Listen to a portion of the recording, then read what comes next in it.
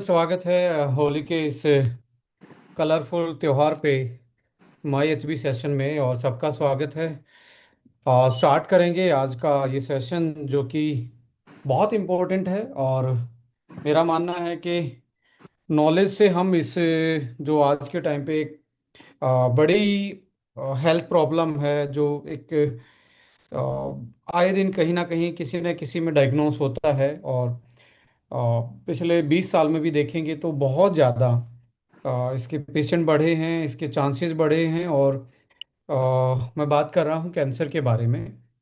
और इसमें नई चीज़ें, कुछ scientific research day by day होती जा रही है, तभी कैंसर का जो इलाज है या सर्वाइवल रेट है वो बढ़ता जा रहा है।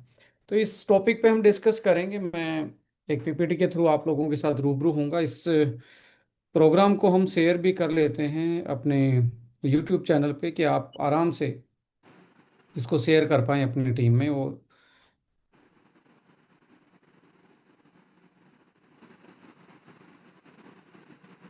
स्वागत है और सेशन को ऑफिशियली स्टार्ट करने वाले हैं। Thank you so much. आज होली के दिन में भी ऑलमोस्ट आज 800 लोगों ने पार्टिसिपेशन किया। तो सबसे पहले सभी सभी हमारे पार्टिसिपेंट को ढेर सारी इस फेस्टिवल की शुभकामनाएं। और रमजान का महीना भी चल रहा है, तो सभी सभी साथियों को उनके फेस्टिवल की ढेर सारी शुभकामनाएं, कि आपकी ज़िंदगी में ऐसे ही कलरफुल चीज़ें रहें और आप ऐसे ज़िंदगी को हेल्दी वे में जीते रहें।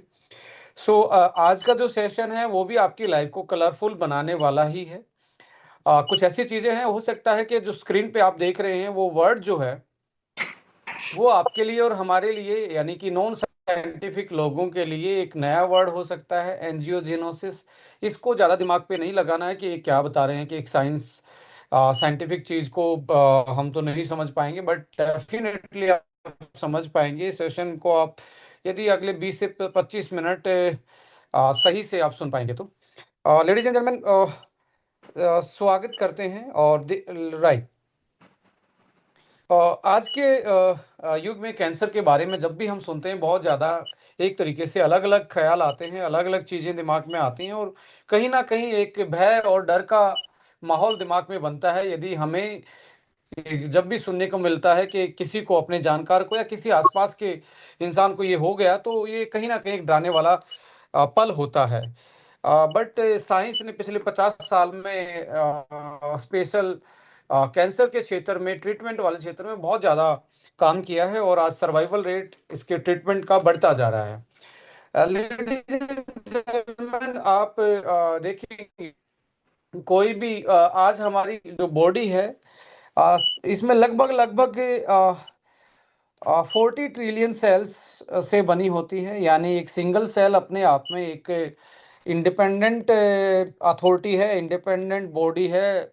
इन चीज़ों से ये पूरा शरीर बना है, और ये जितना भी आपका बॉडी पार्ट है, इतनी सेलों से मिलके ये शरीर बना है।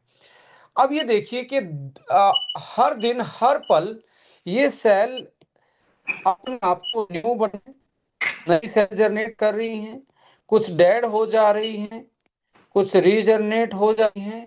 और अब इतनी सेल जो बनी है, यानी कि लगभग 40 ट्रिलियन, 40 ट्रिलियन सेल जो बनी है, क्योंकि ये एक सेल से शरीर बना है। 40 ट्रिलियन सेल से बनने का मतलब एक ही है कि हमारी जो इतनी ज्यादा प्रोसेसिंग हुई है। आप सपोज करें, आप कोई भी चीज बनाते हैं, जैसे एक प्रिंट आउट लेते हैं, फोटोकॉपी लेने गए, समटाइम क्या होता है कि 10 पेज के बाद एक पेज अटक जाता है, एक पेज धुंधला आना स्टार्ट हो जाता है। कई बार उसकी जो प्रिंटिंग की इंक है वो कई बार कम हो जाती है, कई बार वो प्रोसेसिंग में वो पेज अटक जाता है। सेम लाइक दैट, हमारी बॉडी में भी नेचुरली कुछ सेल गलत तरीके से प्रोसेस हो जाती हैं, गलत तरीके से बन जाती हैं। तो वो सेल डेड सेल, या एक तरीके से उनका प्रोसेसर जो है डीएनए में चेंज या जीन में चेंज हो जाता है, और वो सेल अबनॉर्मल सेल कहलाती हैं। जैसे ही कुछ हेल्दी सेल थी, बन के हेल्दी हो गई एक नेचुरल प्रोसेस से, बट कुछ सेल डैमेज सेल हो गई, ये अलग तरीके से बनी। ये जो सेल हैं, ये बॉडी में जब बनी, तो ये नॉर्मल सेल नहीं थी। ये एक तरीके से अनप्रोसेस्ड क्या मेरी वॉइस सही है विवेक जी? मैंने आपको वो बनाया हुआ है।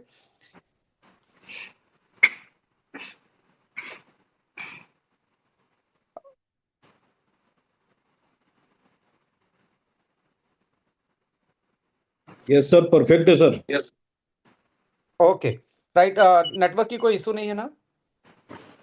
नहीं नहीं सर, एकदम बढ़िया है। Okay, so ladies and gentleman, कहने का मतलब ये है कि हमारी बॉडी इतने सारे ट्रिलियन सेल से बनी है, तो ये नई सेल बनाती है तो 99.9% तो मान के चलें कि हेल्दी सेल ही बनी, पर चांस है ना 0.001% अनहेल्दी सेल बनने का भी उस प्रोसेसिंग में। जैसे आप डेली खाना बनाते हो, डेली आप अच्छा ही बनाते हो, पर समटाइम क्या होता है, ध्यान नहीं रहता, ज्यादा नमक डल जाता है, ज्यादा आपको स्पाइसेस कम हो जाते हैं, ज्यादा ओवर कुक्ड हो जाता है, तो ऐसे संभावना बॉडी में भी है सेल बनने की। इसलिए मैं आप जितने भी यहाँ पे लगभग 800-900 लोग इस मीटिंग में हैं, आपको बताना चाहूंगा, हम और आप, मैं भी और आपकी सेल में अभी भी नई सेल बन रही हैं।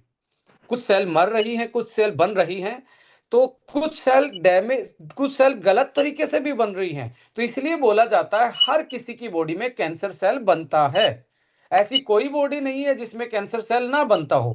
बट अच्छी खबर यह है कि हमारी बॉडी में एक ऐसा सिस्टम होता है, वो जैसे पेट्रोलिंग करती है ना पुलिस की गाड़ी, या बॉर्डर पे फोर्स पेट्रोलिंग करती हैं, ऐसे हमारी बॉडी में एक ऐसा सिस्टम होता है जो पेट्रोलिंग करता रहता है, पूरे शरीर में घूमता रहता है। उसको बोलते हैं इम्यून सेल। हमारी नेचुरल किलर सेल होती हैं, जो ऐसे गलत सेलों को ढूंढ के उनको तुरंत मार देती है। इसके लिए आपको अच्छी इम्यूनिटी चाहिए, तो यानी कि तुरंत किल कर देती हैं। तो हर बॉडी कैंसरस है, हर बॉडी में कैंसर सेल बनता है, बट यदि आपकी इम्यूनिटी सही होती है तो अल्टीमेटली आपकी कैंसर सेल को वो ढूंढता है पेट्रोलिंग करते टाइम, और उनको किल करता है नेचुरली, और आपकी बॉडी में स्वस्थ सेलों का समीकरण बना रहता है। सो इस तरीके से हमारा डिफेंस सिस्टम जो है बॉडी का, वो काम करता है लेडीज एंड जेंटलमैन। अभी क्या होता है, सपोज करें कि यदि हमारे इम्यून सिस्टम में कोई सेल जो गलत तरीके से बनी, अच्छे से नहीं बनी, वो कैंसरस सेल है, और ये सेल जो बनी है ये ग्रो करेगी। ग्रो करते करते ये अपना एक मास बढ़ा लेगी, ट्यूमर का फॉर्म ले लेगी।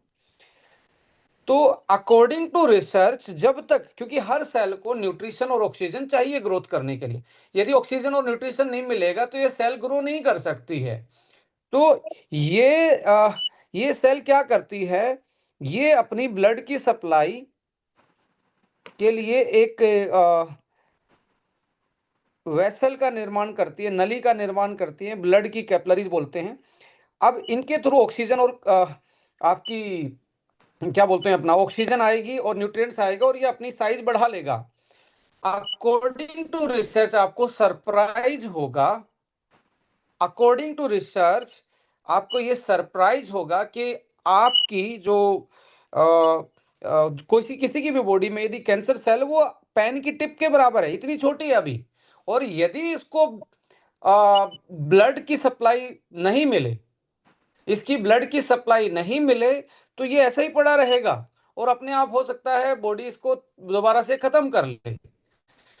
बट जैसे ही ब्लड की सप्लाई से कनेक्ट हो जाएगा, ब्लड की सप्लाई से कनेक्ट हो जाएगी, ये 14 दिन में, according to research, according to the oncology की जो रिसर्च में फाइंडिंग में, एक यूएस यूनिवर्सिटी की फाइंडिंग में ये पता लगा, रिसर्च के मुताबिक 14 डेज में, यानी कि 2 हफ्ते में ही, ये कैंसरस सेल लगभग 16,000 गुना से बढ़ता है। 14 दिन में ही, यानी कि 14 डेज में 16,000 टाइम अपने आप को ग्रो कर लेता है, ट्यूमर को, ट्यूमर बड़ा हो जाता है। दो हफ्ते में ही 16,000 गुना बड़ा हो जाता है, यदि ब्लड की सप्लाई मिल जाए।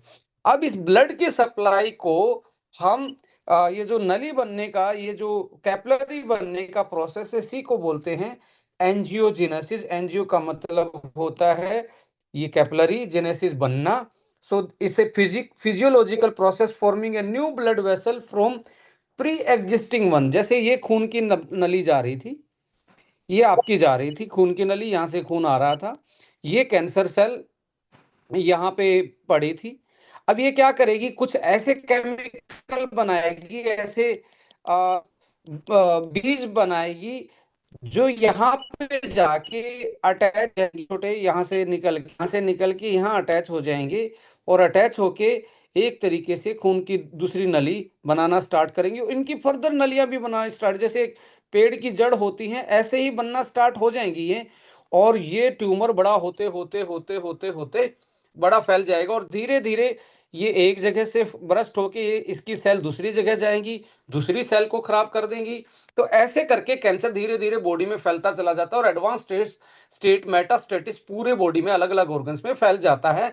सो अल्टीमेटली अभी जो रिसर्च जो कहती है कि यदि एक कैपिलरी बनने के प्रोसेस को रोक दिया जाए, खून की सप्लाई को ही रोक दिया जाए, तो ट्यूमर की ग्रोथ नहीं बढ़ेगी।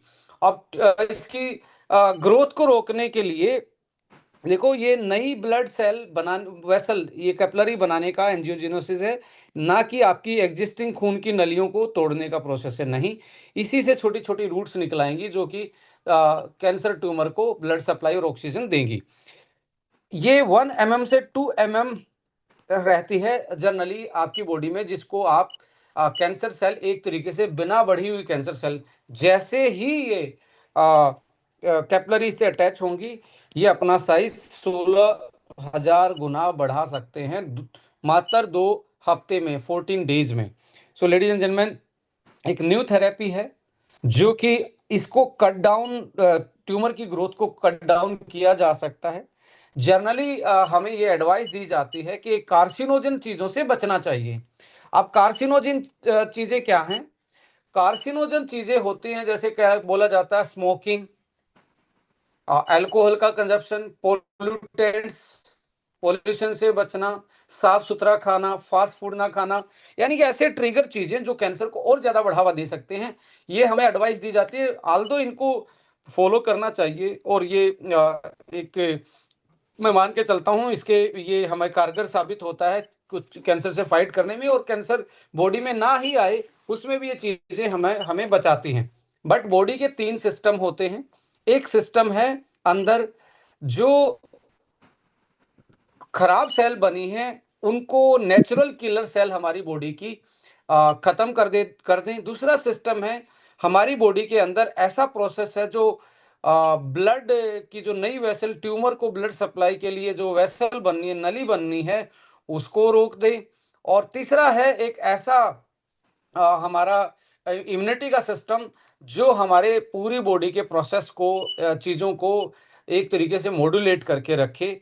तो ये सिस्टम है, यदि इनको हम सही तरह से समझ लें और एक्टिव कर लें, तो हो सकता है कि किसी को आज अनफॉर्चुनेटली ऐसी बीमारी हो गई है, तो उसको फाइट करने में, रिवर्स करने में, करंट जो इलाज करवा रहे हैं उसमें ज़्यादा इफेक्टिवनेस में ये बहुत हेल्प कर सकती है।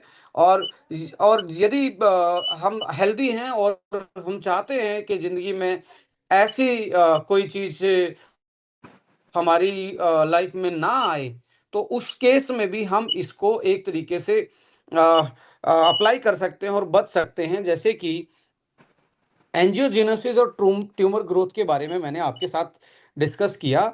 ये ट्यूमर सेल छोटी सी थी, अब यहाँ पे इसने सिग्नल मॉलिक्यूल दिए, सिग्नल भेजा, ये एक तरीके से सीड थे, बीज थे, यहाँ पे गिरे दूसरी बड़ी वाली ब्लड वेसल पे, और यहाँ ब्लड वेसल से इसने अपना एक कनेक्शन ले लिया। एक कनेक्शन से ये कैपिलरी बनी, ये बन के तैयार होगी, ये बन के तैयार होगी, धीरे धीरे छोटी छोटी इनकी ब्रांचेज निकल गई, और ये ट्यूमर की सप्लाई बढ़ती गई। सप्लाई बढ़ेगी तो वो ग्रोथ भी बढ़ जाएगी, that is called angiogenesis, right. So ladies and gentleman, ऐसे करके ये स्मॉल ट्यूमर जो है वो एंजियोजेनिक फैक्टर से कैपिलरी की स्प्राउटिंग होके कैपिलरी बन जाएगी, और ऐसे बड़ा मास और ट्यूमर की ग्रोथ होनी स्टार्ट हो जाती है। इस तरीके से ट्यूमर बढ़ता चला जाता है। सो यहाँ पे एंटी एंजियोजेनोसिस, यानी कि कैपिलरी ना बने, इससे ब्रांच ना निकले और ब्लड सप्लाई ना जाए और बड़ा ट्यूमर का रूप ना ले, तो ऐसे इफेक्ट के लिए 4-5 चीजें ऐसी हैं जो ये सीडलिंग का काम करती हैं ट्यूमर में, ये ब्लड सप्लाई की चैनल को बिछाने का काम करती हैं। कि वास्कुलर एंडोथेलियल फैक्टर, एक होता है ट्रांसफॉर्मिंग ग्रोथ फैक्टर, एक होता है एमपीके पाथवे, एक होता है हाइपोक्सिया इंड्यूसिबल फैक्टर 1, और एक होता है मैट्रिक्स मेटिलोप्रोटीनेज। जो अभी क्या होगा देखिए, ये जैसे ट्यूमर है, ट्यूमर, अब ये पहले छोटा सा ट्यूमर था सपोज करें यहाँ पे। अब सबसे पहले ये यहाँ के साइड की जो अच्छे हेल्दी वाले टिश्यू हैं, हेल्दी वाली सेल हैं, उनको गलाना स्टार्ट करता है। आपने देखा होगा जो बिना कैंसर वाला भी जब पिंपल निकलता है, वो साइड की सेल को, टिश्यू को गला देता है, रेड रेड बढ़ा देता है अपना एरिया। ऐसे में कैंसर का भी ट्यूमर अपने आप में साइड की टिश्यू को डिजोल्व कर देता है, सॉफ्ट कर देता है, जिससे कि उसको नई कैपिलरी अंदर बनाने में वो पॉसिबिलिटी हो पाए। यदि हार्ड होगा, जैसे इसके सराउंडिंग हेल्दी टिश्यू थे, बहुत हार्ड थे, हार्ड में तो ये ब्लड कैपिलरी अंदर नहीं घुस पाएगी, तो इनको यहाँ के इनको भी एक तरीके से सॉफ्ट कर देता है। वो सॉफ्ट करने वाले होते हैं एमपीपीज, यानी कि मैट्रिक्स मेटिलोप्रोटीनेज। ये टिश्यू को डिजोल्व कर देते हैं। ये ऐसे एंजाइम हैं जो साइड के डिजोल्व कर देते हैं, और कैंसर के ट्यूमर को बढ़ने के का स्पेस और ज्यादा मिल जाता है, और ये ब्लड कैपिलरी बनने का और ज्यादा बन जाता है। ये 4-5 चीजें हैं जो कि ये नई ब्लड कैपिलरी और वहां के कैंसर के ट्यूमर के साइड की चीजों को साफ करते रहते हैं और उसको बढ़ने में उसकी सहायता करते हैं। सो लेडीज एंड जेंटलमैन, यहाँ पे जो मैंने आपके साथ डिस्कस किया, जैसे वास्कुलर एंडोथेलियल ग्रोथ फैक्टर क्या है, ये प्राइमरी सिग्नल फॉर एंजियोजेनोसिस, यानी न्यू ब्लड वेसल के लिए पहले it's tell a body to build a pipe. ये बॉडी को बताता है एक पाइप बनाओ जो ऑक्सीजन और न्यूट्रिएंट्स किसी एरिया में पहुंचा सकता है। सो इसके साथ आता है टीजीएफ बीटा 1। बस थोड़ा सा समझ लो, मैं फिर आपको अगली चीज बताऊंगा तो बहुत आसान हो जाएगी। किसी भी क्लाइंट के साथ बैठेंगे तो डिस्कस करना आसान हो जाएगा। ट्रांसफॉर्मिंग, यानी कि कोई चीज ट्रांसफॉर्म हो रही है ग्रोथ के लिए, फैक्टर बीटा 1 है मास्टर रेगुलेटर प्रोटीन। ये जो जैसे ये ट्यूमर सेल बनी, यहाँ ये रिलीज करती हैं टीजीएफ बीटा, इसके बाद आता है वीजीएफ बनता है, और वीजीएफ चिपक जाता है किसी भी बड़े वाली सप्लाई से और छोटी अपनी सप्लाई डाल लेता है।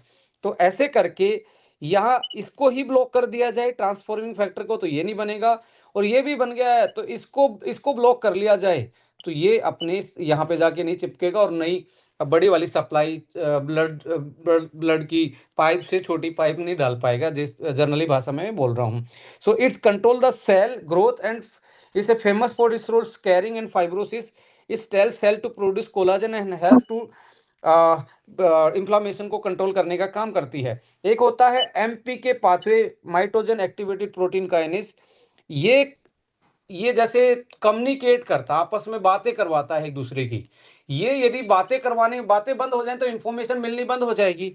तो ये एमपी के पाथवे को भी ये डीएक्टिवेट कर दिया जाए, तो ये आपस में जो सिग्नल चल रहे हैं किसके थ्रू, ये वेगएफ और टीजीएफ के थ्रू जो सिग्नल मॉलिक्यूल जा रहे हैं, एक तरीके से जो नई पाइप बनाने के लिए सिग्नल मॉलिक्यूल हैं, उनको ये क्या कर देगा, एक तरीके से इनिबिट कर देगा। एक होता है हाइपोक्सिया इंड्यूसिबल फैक्टर, यानी कि ऑक्सीजन सेंसर है। जब ट्यूमर सेल में ऑक्सीजन कम होती है तो ये फैक्टर उसमें ये मॉलिक्यूल प्रोड्यूस होता है, और ये इनको प्रोड्यूस करने में, ये इनको बनाने में हेल्प करता है। तो इसको भी बाउंड कर लें, इसको भी खत्म कर दें, तब भी कैंसर पे हम कंट्रोल पा सकते हैं, ग्रोथ पे कंट्रोल पा सकते हैं। और मैट्रिक्स मेटिलोप्रोटीनेज को यदि हम सीजर्स का काम करते हैं, ये basically act like a scissor, जैसे सॉफ्ट टिश्यू को काट देंगे, उसी के पास जो हेल्दी वाले टिश्यू है उनको भी डैमेज करना स्टार्ट कर देंगे, जिसके कारण फिर आपका अल्टीमेटली वहाँ नई ब्लड कैपिलरी बन जाएगी, और जो ट्यूमर सेल है वो बड़ा होने का उसके पास स्पेस बन जाएगा। सो लेडीज एंड जेंटलमैन, अब आता है कि ऐसे कौन से अब मॉडर्न मेडिसिन में भी ऐसी ड्रग्स हैं जो इसको ब्लॉक करती हैं, वास्कुलर एंडोथेलियल जो ग्रोथ फैक्टर है वैगफ जो है, जो एक तरीके से चिपक जाता बड़ी पाइप पे और छोटी पाइप का कनेक्शन कर देता है, इसके ब्लॉकर हैं। मॉडर्न मेडिसिन, कैंसर की मेडिसिन में दिए जाते हैं वो, बट वो साइड इफेक्ट भी करते हैं। क्या साइड इफेक्ट करते हैं? जो दूसरे ब्लड प्रेशर बढ़ाने का काम करते हैं, इम्यूनिटी को नीचे कर देते हैं, और हमारी ब्लीडिंग होने का ज्यादा चांसेस हो जाता है उस पेशेंट में, और रिकवरी के चांसेस कम होने स्टार्ट हो जाते हैं। बट आज आपको मैं वो चीजें डिस्कस उधर लेके जाना चाहूंगा, क्योंकि मैंने आपके लिए एक पूरी फाइल तैयार की थी इसको समझाने के लिए, कैसे कैसे इसमें क्या क्या चीजें ऐसी हैं जो काम करती हैं, और अल्टीमेटली आपको एक ऐसा बेनिफिट मिलता है जो आज के ये हर्ब में डिस्कस करने वाला है। और इसमें होता क्या है वो चीजें मैं डिस्कस करूंगा। ये 10 मिनट में हम फिनिश करने वाले हैं, क्योंकि आज होली है तो हम ज्यादा टाइम नहीं लेने वाले आप लोगों का। जैसे मैं देख रहा था कि कैंसर के केस में ऐसी ड्रग्स दी जाती हैं, लाइक एवास्टिन नाम की एक होती है, जो वैगफ इनिबिटर होती है। सुनी सुनीटाइनिब नाम की एक नेक्सावर नाम का एक ब्लॉकर है, जो इसके रिसेप्टर को ब्लॉक कर देता है। सो इनका जो इफेक्ट है, ये एक तो हीलिंग प्रोसेस को कम कर देते हैं।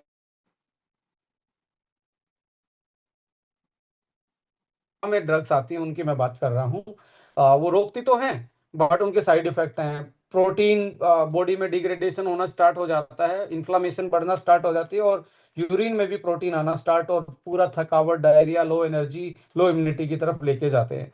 बट कुछ ऐसे हमारी नेचर में कुछ ऐसी हर्ब्स हैं, कुछ ऐसी औषधियां हैं जिनमें नेचुरल तरीके से बिना साइड इफेक्ट वाले एंटी एंजियोजेनोसिस और एंटी इन्फ्लामेटरी एक्शन की चीजें मिलती हैं। जैसे उनमें से एक है ganoderma. Ladies and gentleman, ganoderma में दो चीजें होती हैं। एक होती है पॉलीसैकेराइड्स, बोलते हैं हम इसको, पॉलीसैकेराइड्स है।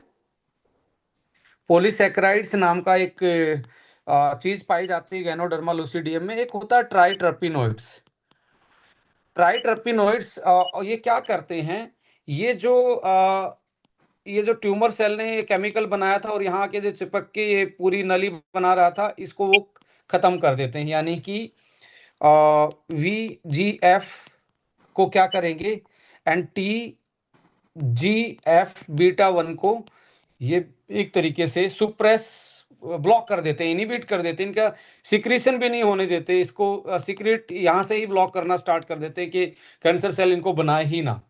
और बॉडी और सेल को एक तरीके से, जो नेचुरल डेथ होती है सेल की, होता ना बॉडी में, जैसे एक सेल का पूरा साइकिल होता है, वो पहली stage, second stage, third stage पूरी मैच्योर होती है।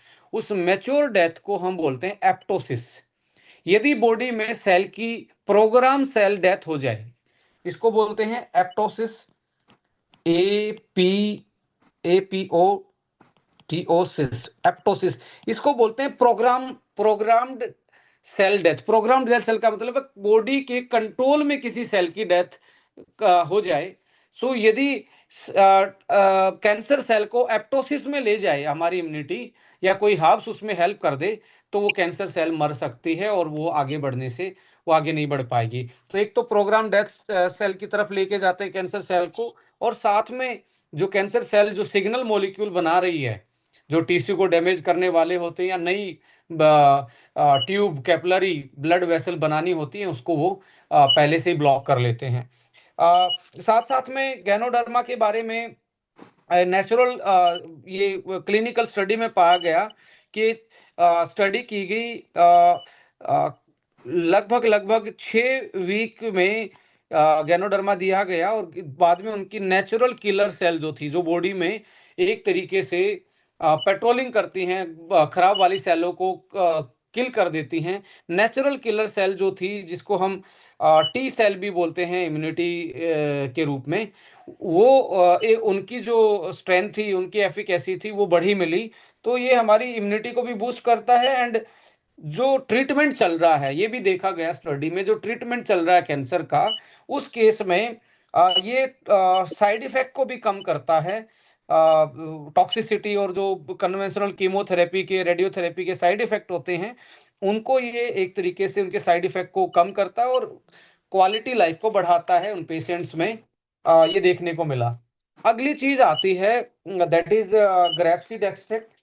लेडीज एंड जेंटलमैन, मैंने कुछ पेपर निकाले, कुछ स्टडी की इसमें ग्रेप सीड एक्सट्रैक्ट के बारे में। और ग्रेप सीड में एक सबसे अच्छी चीज जो इसका मेन मॉलिक्यूल है, जो एंटी कैंसर प्रॉपर्टी रखता है और जो नई ब्लड वेसल नहीं बनने देता, एंटीओजेनोसिस इफेक्ट करता है, वो है इसमें पाया जाने वाला प्रोएंथोसाइनिन।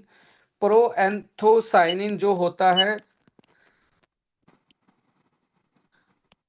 प्रोएंथोसाइनिड एक तरीके से नेचुरल इनिबिटर है ट्यूमर इंड्यूस, जो ट्यूमर में से ब्लड वेसल बननी है ट्यूमर को सप्लाई देने के लिए, इसके लिए नेचुरल इनिबिटर का काम करता है। और इसमें बहुत सारी क्लिनिकल ट्रायल हो चुकी हैं कि grape seed extract anti cancer, anti tumour activity natural इसमें पाई जाती है। और ये ब्लॉक जो हमने बताया था, वेगफ जो था उसको तो ब्लॉक करता ही, और साथ में हाइपोक्सिया इंड्यूस जो फैक्टर है 1 वाला, इसको भी ब्लॉक करता है कि ये वेगअप बनने ही ना दे।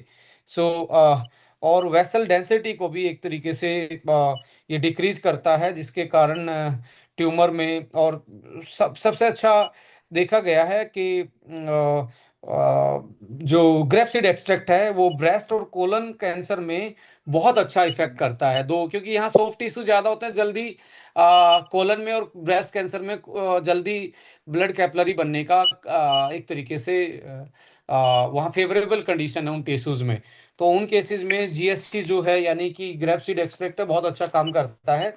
और एंटी एंजियोजेनिक इफेक्ट के साथ pro angiogenic for healing, wound healing, यानी कि जहां पे वो घाव हो गया उसकी वजह से, उसको हील करने का भी काम करता है। यानी कि एक तरीके से ड्यूअल नेचर है जीएससी का। यानी कि ट्यूमर सेल में से तो नहीं ब्लड कैपलरी बनने से रोकेगा, पर जहां घाव था वहां सप्लाई पहुंचाने के लिए, खून को पहुंचाने के लिए वहां नहीं ब्लड कैपलरी बनाता भी। तो इतना इंटेलिजेंटली नेचर ने इसमें मॉलिक्यूल दिए हुए हैं कि कैंसर में ब्लड कैपलरी को कट करेगा, और वुंड जो है, जो घाव है अंदर, उसको भरने के लिए जो ब्लड सप्लाई और ऑक्सीजन चाहिए, उसको एक तरीके से रिपेयर करेगा, टिश्यू रिपेयर और रिकवर करवाने में हेल्प करेगा।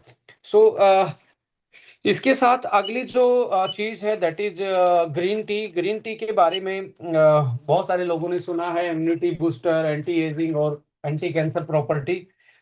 इसका मेन जो मॉलिक्यूल होता है, जैसे ग्रीन टी में जो पाया जाने वाला मेन मॉलिक्यूल है EGCG होता है, that is epigallocatechin gallate नाम का एक एंटी कैंसर मॉलिक्यूल होता है। और बहुत सारी थेरेपीज में इसको स्टडी भी किया गया, जैसे सिस्प्लास्टिन और टैमोक्सिफेन नाम की जो कैंसर की ड्रग आती हैं, कीमोथेरेपी की ड्रग जो आती हैं, उनके साथ इसको दे के देखा गया, तो इसमें पाया गया ये इफेक्टिवनेस कीमोथेरेपी के साथ भी बढ़ा देता है। तो कुछ लोग मेरे से बार बार पूछते हैं क्या कीमोथेरेपी में भी के साथ साथ किसी को A9O को दिया जा सकता है? लेडीज एंड जेंटलमैन, जस्ट आपको कीमोथेरेपी के टाइम पे नहीं, किसी भी स्टेज में आप इसको दे सकते हैं, इसका कोई भी साइड इफेक्ट नहीं है, ना ये आपकी ड्रग्स के साथ कोई भी इसका एक तरीके से इंटरेक्शन है। सो यहाँ पे EGCG जो है वो एक तरीके से उसका बहुत सेलेक्टिव एक्शन है ब्लड वेसल को, ट्यूमर वेट को, स्पेशली ब्रेस्ट कैंसर मॉडल में तो इसको स्टडी भी किया गया, तो उसमें ये बड़ा अच्छा काम करता है। और VGF जो मॉड्यूलेशन है उसको ये इनिबिट करता है, वास्कुलर एंडोथेलियन ग्रोथ फैक्टर को। और साथ में डिस्ट्रप्ट एक काम इसका अलग भी पाया जाता है। ये जो MMP है, MMP मैंने बताया था, MMP जो थे ये ऐसे एंजाइम होते हैं जो कैंसर ट्यूमर के सराउंडिंग वाली सेल होती हैं उनको सॉफ्ट कर देते हैं। ये कैंसर सेल इसमें रिलीज करेगी ऐसे केमिकल MPPs, ये इनको सॉफ्ट बना देंगे, साइड में फिर सोप बन के लम्प्स बन जाएगा और बड़ा वो एक तरीके से ट्यूमर फटना स्टार्ट हो जाता है। तो डिस्ट्रप्शन करता है सेल माइग्रेशन, ये सेल के वो माइग्रेट नहीं होने देता, इनको जो MMPs बने इनको यहीं बाउंड कर लेता है। और ये एक तरीके से फिर एंजियोजेनिक के साथ साथ ये वहाँ के सेल को आपस में हेल्दी रखने का भी काम करता है। और सिग्नल पाथवे होता है। हर सेल एक दूसरे से बात करती है, वो अपने केमिकल बनाती है, जैसे एक इंसान इंसान से बात करता है। ये सिग्नल पाथवे को भी ब्रेक कर देता है। जो एक सिग्नल पाथवे होता है AKT mTOR नाम का पाथवे होता है, इस पाथवे को ये ब्लॉक कर देता है, और जब आपस में एक दूसरे से कैंसर सेल बात ही नहीं करेंगी तो वो ग्रो नहीं कर पाएंगी। तो इस तरीके से ये ग्रीन टी काम करता है। इसमें पाया जाने वाला जो ये मेन कंपाउंड है EGCG। इसके साथ कुछ ऐसे कैम्फेरोल है, क्विसर्टीन है, फिनोलिक एसिड है, कैफिक एसिड है, रोजमेरिनिक एसिड होता है, इसमें यूजेनॉल लाइक की चीजें होती हैं।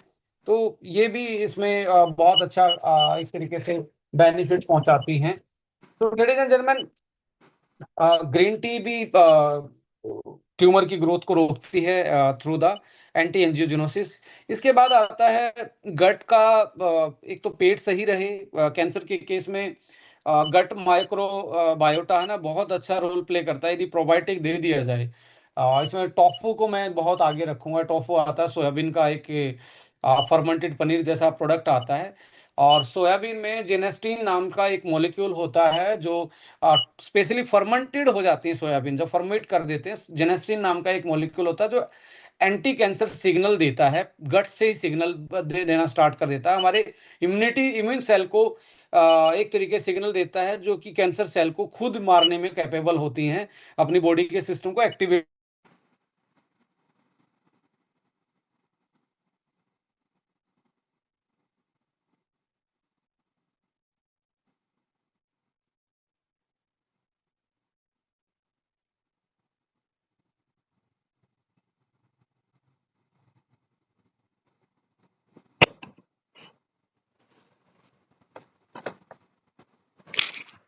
उसको सुप्रेस करता है, और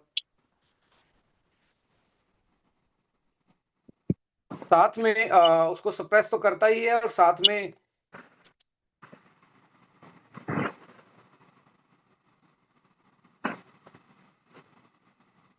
इज इट ओके कि मेरी आवाज सुन रही है? सर कभी कभी थोड़ा सा ब्रेक हो जा रहा है। एक मिनट, मैं कनेक्ट कर रहा हूँ।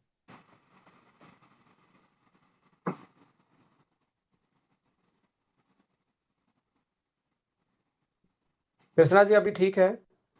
परफेक्ट है सर, परफेक्ट है। Okay, right.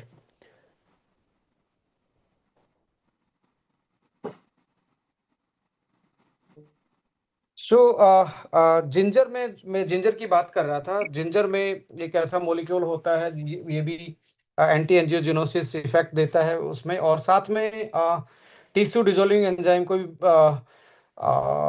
इनिबिट करता है। और NF नाम का एक NFB पाथवे होता है। NFB पाथवे क्या करता है, और एक तरीके से प्रो एंजीजियोनिक फैक्टर जिसको बोलते हैं, यानी कि इन्फ्लामेटरी जीन को एक्टिवेट करने का एक तरीके से होता है, इसको ब्लॉक कर देता है ये, जिससे इन्फ्लामेशन कमजोर हो जाता है, मतलब कम हो जाता है, और बॉडी में रिकवरी और बॉडी अपने आप रिकवर करने के चांसेस बढ़ा लेता है। इसके बाद एक हब है एक तरीके से, जिसका नाम है मैंगोस्टीन। मैंगोस्टीन का जो ये आउटर का कवर देख रहे हैं, ये इसमें बहुत एक अच्छा एंटी कैंसर का प्रॉपर्टी पाई जाती है। और इसमें भी जो मैंगोस्टीन और जेंथोन्स नाम का एक मॉलिक्यूल होता है, आप अलग से भी जेंथोन्स को पढ़ेंगे तो ये बहुत सारी ऐसी कैंसर की मेडिसिन में डाला जाता है। बेसिकली एक तो ये ऑक्सीडेटिव स्ट्रेस को कम कर देता है, एंटीऑक्सीडेंट का काम करता है फ्री रेडिकल को, और सेल के मूवमेंट का मतलब है एक जो कैंसर सेल है एक जगह से दूसरी जगह मूव करने में ये एक तरीके से इनिबिट करता है, जो मेटास्टेटिस अलग अलग जगह पे फैलने में से बचाता है कैंसर को। और टिश्यू को डिजोल्विंग वाले MPP जो प्रोटीन होते हैं उनको भी एक तरीके से ये लाइक बहुत अच्छा, बहुत बहुत अच्छे तरीके से सुप्रेस करता है। और ब्रेस्ट, प्रोस्टेट और लिवर कैंसर में ये बहुत ज़्यादा कारगर होता है, क्योंकि इसका जो मॉलिक्यूल है इन 3 कैंसर पे बहुत अच्छा काम करता है, जेंथोन्स जो होते हैं इसमें पाए जाने वाले। सो इस तरीके से ये काम करता है मैंगोस्ट्रीन। कर्क्यूमिन के बारे में हम सबको पता है, ये भी नेचुरल एंटी एंजियोजेनोसिस होता है, एंटी इन्फ्लामेटरी होता है, इम्यून मॉड्यूलेटर होता है, और बहुत सारी दवाइयों में आज कैंसर के ऑन्कोलॉजिस्ट जो हैं कर्क्यूमिन को मैक्सिमम में आप देखेंगे कर्क्यूमिन को एक तरीके से रिकमेंड करते हैं। कर्क्यूमिन के साथ यदि लाइकोपिन भी चला जाए, लाइकोपिन आपको पता है जो रेड कलर का, जो रेड कलर होता है टमाटो का या पोमेग्रेनेट का, अनार का, वो लाइकोपिन की वजह से होता है। और लाइकोपिन भी सेम पाथवे से, यानी कि वेगफ को या एमएमपीज को, या जो सर्वाइवल पाथवे है, या जो एक तरीके से एचआईएफ मैंने बताया था, वो उस पाथवे को ये भी इनहिबिट करता है। और साथ में तुलसी इम्यूनोमोडुलेटर है, साथ में एक ऐसी बॉडी में मान के चलें कि एंटी ट्यूमर एक्टिविटी को, इम्यूनिटी को, और नेचुरल जो किलर सेल हैं बॉडी के पास, उनको एक्टिवेट करने का काम करते हैं। जो लाइकोपीन है, तुलसी है, और साथ में आपका कर्क्यूमिन है, एंटी इन्फ्लामेटरी, इम्यूनोमोडुलेटर और एंटी एंजियोजेनोसिस, ये कॉम्बिनेशन इनका इफेक्ट होता है। सो अल्टीमेटली पायोप्रीन, अब ये देखा जाता है, देखिए एनाइन ओंको में एक चीज और मैं आपको बताना चाहूंगा, किसी भी पेशेंट को जब एनाइन ओंको दें तो थोड़ा सा घी आप पहले खिला दें खाने से पहले, तो ज्यादा इसका इफेक्ट आएगा। तो अब उसको लगता है कि घी मैं नहीं खा सकता, तो थोड़ा सा हनी उसमें मिला दीजिए, तो थोड़ा सा खिला के फिर आप खिलाएंगे तो डेफिनेटली ये बहुत अच्छे से काम करेगा। और इसकी एफिकेसी, ये सारी चीज़ों को बॉडी जल्दी से एब्जॉर्ब कर पाए, तो एब्जॉर्बेंट के रूप में पाइपरीन इसमें डाला गया है, जो पेटेंटेड है, बायोप्रीन के नाम से आता है। सो ये एफिकेसी बढ़ाता है, किसी भी एब्जॉर्ब करवाने में ज़्यादा हेल्प करता है। सो लेडीज एंड जेंटलमैन, इन सारी चीज़ों को जो मैंने आपके साथ डिस्कस की, ये वेल प्रूवन स्टडीज हैं, इनके बारे में, इनमें जो पाए जाने वाले एक्टिव मॉलिक्यूल हैं वो एंटी ट्यूमर एक्टिविटी करते ही हैं, साथ में एंटीऑक्सीडेंट भी उनमें भरपूर मात्रा में है, और साथ में इम्यूनिटी को बेटर करते हैं, और एंटी इन्फ्लामेटरी, बॉडी के इन्फ्लामेशन को कम करते हैं। तो ओवरऑल ट्यूमर की ग्रोथ को कम करना, इम्यूनिटी को बढ़ाना, नेचुरल जो सिस्टम है बॉडी का उसको एक्टिवेट करना, जो कैंसर की सेल को मार सकता है। सो इसमें ये जो ट्रिपल जी कॉम्प्लेक्स है, ये basically ganoderma green tea and grapeseed extract है, जो बेसलाइन ब्लेंड है, और कॉम्बैट सेल प्रोलिफरेशन, मतलब सेल प्रोलिफरेशन का मतलब है एक सेल से नई सेल जल्दी जल्दी बढ़ना, and inhibit the metastasis, metastasis का मतलब है कैंसर के फैलाव को रोकना, and green tea ganoderma together suppress the secretion of, ये ऐसे वो जो मैंने बताया था, वैगफ जो सिक्रीट हो रहे हैं, वैगअप जो सीक्रेट हो रहे हैं, जो नई ब्लड वेसल बना सकते हैं, ग्रीन टी और गैनोडर्मा बहुत डेडली कॉम्बिनेशन में उनमें काम करते हैं। जो और स्पेशली आप देखेंगे ब्रेस्ट कैंसर में आपको बहुत जल्दी रिजल्ट मिलता है एनाइन ओंको में, जस्ट बिकॉज यहाँ पे ब्लड कैपलरी जल्दी से बनती हैं। तो एंजियोजेनोसिस जो इफेक्ट है वो ब्रेस्ट कैंसर में और प्रोस्टेट के कैंसर में, जो ग्लैंड्स वाले हैं, क्योंकि ब्रेस्ट भी एक भी ग्लैंड ही है, सिक्रेशन ही करते हैं, मिल्क सिक्रेशन ग्लैंड्स हैं, और प्रोस्टेट भी एक ग्लैंड ही है, तो उस केस में आप देखेंगे आपको जल्दी इफेक्ट देखने को मिलेगा। इसमें डबल ए ऑफ जो नेचुरल है, ये इम्यूनिटी से रिलेटेड है, और फ्री रेडिकल जो हैं, जो हमारी बॉडी को डैमेज पहुंचाते हैं, इम्यून सिस्टम को बेटर करना, फ्री रेडिकल को न्यूट्रलाइज करना डेली, ये उसको बढ़ाता है। तो इस तरीके से इस फॉर्मूला को डिजाइन किया गया है। सो ये सिनर्जेटिकली कॉम्प्लीमेंट्री बायोलॉजिकल एक्शन के बेस पे इसको बनाया गया, जो कि इन्फ्लामेशन को एंड स्ट्रेस को रिड्यूस करेगा, वास्कुलर जो एंजियोजेनोसिस है उसको इनिबिट करेगा, नई ब्लड कैपिलरी बनाने से रोकेगा, मेटास्टेटिस प्रिवेंशन, मेटास्टेटिस प्रिवेंशन का मतलब समझते हैं कि जो एमएमपी जो बन रहे हैं, जो सराउंडिंग के सेल्स को, कैंसर के ट्यूमर के सराउंडिंग के सेल्स को डैमेज कर रहे हैं, और वो धीरे धीरे ब्लड में मिलके अलग अलग जगह पे जा रहे हैं बॉडी के अलग अलग पार्ट में, इसको मेटास्टेटिस एडवांस कंडीशन बोलते हैं। इसमें ये basically ginger and grape seed generally बहुत बड़ी हेल्प करते हैं, फैलने से रोकते हैं। सो कन्वेंशनल थेरेपी को आप एडजुवेंट थेरेपी बोलते हैं हम इन चीज़ों को साइंस में। आपका कोई भी ट्रीटमेंट चल रहा है तो आप साथ में इसको चला सकते हैं, इसको that is why we are calling adjuvant therapy. Ladies and gentleman, आपसे पूछना चाहता हूँ, क्या बॉडी में ओनली कैंसर सेल ही होते हैं, ओनली कैंसर ट्यूमर ही होता है? नहीं, बहुत सारी फीमेल्स ने देखा होगा कि उनके साथ ऐसे चीजें हो जाती हैं, लाइक फैब्रॉइड की कंडीशन है, लाइक ऐसी अलग अलग जो ट्यूमर हैं जो नॉन कैंसरस भी हैं, वो भी बॉडी में कहीं ना कहीं बनते रहते हैं, और उनको यदि ब्लड सप्लाई ज़्यादा बन जाए तो वो हो सकता है कि कल को कैंसर का भी रूप ले ले, बट सम टाइम वो साइज तो बढ़ता है बट कैंसरस नहीं होते, दूसरे टिश्यूज पे नहीं फैलते, वो अपना ही साइज बढ़ाते रहते हैं।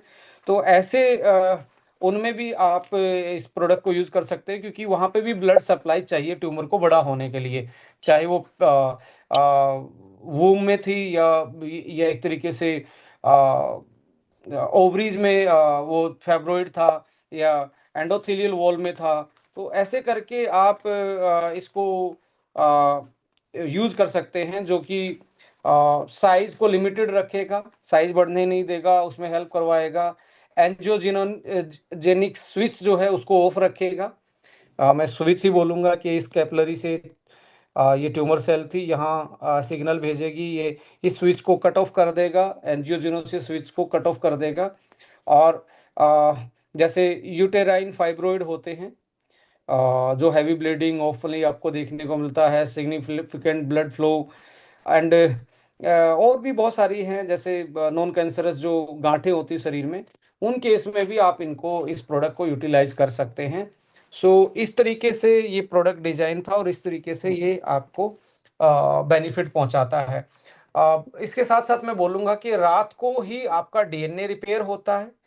कुछ लोगों ने पहले पहले की साइंस ये कहते थे डीएनए रिपेयर नहीं होता, बट आज की स्टडी ये कहती है डीएनए रिपेयर होता है यदि डाइट सही है और आपकी नींद सही है, टाइम पे खाना है और नींद सही है, तो आपकी बॉडी का अंदर का सिस्टम डीएनए को रिपेयर करता है। इम्यूनिटी में जो कैंसर सेल बनी है, इम्यून सेल रात को ही, अब आप बताओ जो एक तरीके से पेट्रोलिंग होती है, दिन में कौन पेट्रोलिंग करता है, रात को ही पेट्रोलिंग होती है। ऐसे ही हमारी इम्यूनिटी की सेल भी रात को पेट्रोलिंग करती है, जो भी डैमेज हुआ है, जो गलत चीज बनी है, उसको वो रात को ही वो करती है। बट जो कम सोता है उसकी पेट्रोलिंग सेल बोलती है अभी तो सब कुछ सिस्टम जाग रहा है, पेट्रोलिंग करने की जरूरत नहीं है। सो आप नींद अच्छी लीजिए। एक होता है विटामिन डी, विटामिन डी आपकी पेट्रोलिंग सेल को मजबूत रखता है, मतलब इम्यूनिटी सेल को स्ट्रोंग रखता है, कंट्रोल एक्शन में रखता है, जिसके कारण आपकी बॉडी का खुद का सिस्टम बेटर होता है। साथ में एंजियोजेनोसिस, ऐसे फूड हैं जैसे आप जनरली हमारे मसाले होते हैं, गार्लिक उनमें से एक है, जिंजर उसमें से एक है, काली मिर्च उनमें से एक है, कुछ ब्रोकली, विटामिन सी, साथ में जैसे सिट्रस फ्रूट हैं, संतरा है, कीवी भी मैं इसमें बोल सकता हूँ बहुत अच्छा, क्योंकि कीवी पे भी स्टडी अब इंडिया का नहीं है, तो इंडिया में इतनी ज़्यादा स्टडी होती नहीं है इनके बारे में, बाहर ज़्यादा स्टडी होती है, तो वहाँ के अपने उन्होंने ब्लूबेरी पे, कीवीज पे, ऐसे फ्रूट्स पे ज़्यादा स्टडी की हुई है। बट यहाँ के भी फ्रूट, इंडिया के जो लोकल आपके आसपास फ्रूट होता है, वो भी उनसे कम नहीं होता, क्योंकि नेचर ने वहाँ के एनवायरनमेंट के अनुसार उसमें वो सदिए गुण दिए होते हैं, जो आपको कहीं ना कहीं नेचुरल सेल को, नेचुरल इम्यूनिटी को बढ़ाने में काम करे। तो आपके आसपास जो लोकल फ्रूट होता है उसमें भी ये सारी प्रॉपर्टी होती हैं। जो फूड जिसमें प्रोबायोटिक होते हों, जिसमें हेल्दी, गट को हेल्दी रखने वाले फूड होते हैं, जो मोटा अनाज होता है, that is also cancer prevention में हेल्प करता है, इम्यूनिटी को मॉड्यूलेट रखता है। दूसरा है कि आप अपना शुगर को कट डाउन रखिए, और मिल्क, जब भी आपके A9 ओंको को लेंगे तो मिल्क का यूज ना करें थोड़े दिन, थोड़ी देर तक, मतलब 2-4 घंटे तक घी का जरूर यूज कर सकते हैं, वो बहुत बहुत इफेक्टिव आपको रिजल्ट देगा। और नेचुरली भी आपको कोई भी फ्रूट्स हैं, सैलेड है, इसको आप प्लान कर सकते हो, और शुगर जैसी चीज़ें, रिफाइंड ऑयल जैसी चीज़ों को और फ्राई चीज़ों को यदि हम प्लान करेंगे, आउट करेंगे अपनी डाइट से, तो डेफिनेटली ये एक तरीके से बहुत अच्छा आपको रिजल्ट देने वाला है। सो किसी ने पूछा है आफ्टर मील लेना है या विद मील लेना है? सर, इसको आफ्टर बिफोर आपकी मर्जी है, किसी टाइम भी ले सकते हैं, बिकॉज इज द हार्ब्स, आप हर्ब्स हैं ये, इनको किसी टाइम भी ले सकते हैं, पर खाने के तुरंत बाद नहीं लेना है, बिकॉज ये मिक्स हो जाएगा और ये अच्छे से अब्जॉर्ब नहीं होगा। सो 2 घंटे के बाद आप खाना खाने के बाद ले सकते हैं। तो इसमें जो हमने डिस्कस किया, ये 9 चीज़ों का कॉम्बिनेशन था, इसलिए इसका नाम A9 ओंको है। इसके साथ साथ आप जर्नली आपको लगता है मुझे इम्यूनिटी कमज़ोर रहती है और मैं इतना ध्यान नहीं रख पाता, तो कैंसर होने के बाद खाना तो इमरजेंसी है, बट लग्जरी यही है कि इम्यूनिटी को मॉड्यूलेट यदि हम कर ले अपनी की इम्यूनिटी को, और नेचुरल की जो सेल हमारी उम्र के हिसाब से पेट्रोलिंग वाली सेल कम हो जाती हैं, इम्यूनिटी कमज़ोर हो जाती है, तो 40 साल के बाद कैंसर के चांसेस ज़्यादा होते हैं। तो ऐसे उसमें साल में जब भी मौसम चेंज हो, तो उस टाइम पे आप A9 ओंको को एज ए इम्यूनो मॉड्यूलेटर के रूप में यूज़ कर सकते हैं। और मैं एक प्रोडक्ट, एक चीज़ और आपके सामने दिखाऊंगा। एक हम प्रोडक्ट लेके आ रहे हैं, अ, मैं शेयर करूंगा सेशन के कंप्लीट होने के बाद। कैलमैक डी भी बहुत अच्छा होता है कैंसर के केस में, यदि कैलमैक डी को भी एड ऑन करेंगे तो ये भी हेल्प करेगा, साथ में एक इफेक्ट को बेटर कर देगा। इसके साथ लिक्विड फॉर्म में जूस भी है आपके पास, sea buckthorn plus curcumin along with the other multiple herbs, जो इम्यूनोमोडुलेटर और एक तरीके से अ, हमारी करक्यूमिन जो है इन्फ्लामेटरी प्रॉपर्टीज़ को कम करता है नेचुरली बॉडी के। सो इस तरीके से आप इस प्रोडक्ट को यूटिलाइज कर सकते हो। आज हमने फोकस किया एंटी एंजियोजेनोसिस पे, कि कैसे ट्यूमर बढ़ता है, और यदि उसके हम सिग्नल को कट कर दें, उसकी कैपिलरीज को कट कर दें, तो हम बड़े हुए ट्यूमर को छोटा कर सकते हैं। और बहुत सारे लोगों ने मुझे अच्छी अच्छी टेस्टिमनी भेजी। कैंसर के केस में टेस्टिमनी में लोग थोड़े से हिचकिचाते हैं, क्योंकि वो बताना नहीं चाहते, वो अपने आप को एक तरीके से साइलेंट उसमें रखना चाहते हैं।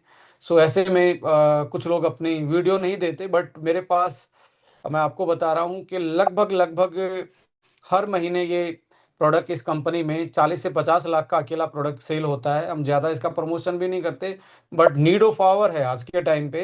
ये एक तरीके से लोगों की ज़रूरत है। तो कैंसर प्रिवेंशन में भी होने के बाद जो उनका इलाज चल रहा है, उसके साथ भी एडजुवेंट थेरेपी के रूप में भी इसको हम अलाइन कर सकते हैं।